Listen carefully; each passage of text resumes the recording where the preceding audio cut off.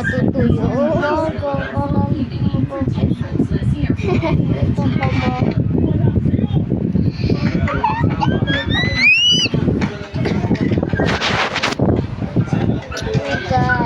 Kanina na.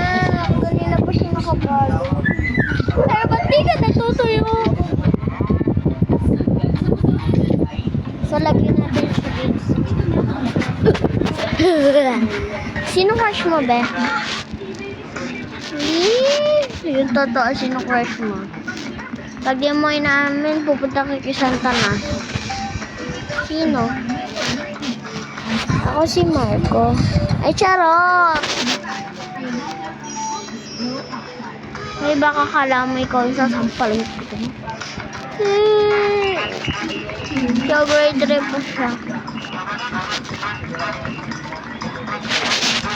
Yung totoo, sino yung crush mo? Bili na, lagi mo dyan. Lagay mo dyan. Lagay mo dyan ha, lagay mo dyan. Pag di mo nilagay, sampalin kita. Lagay mo na! Titingin pa. Lagay na!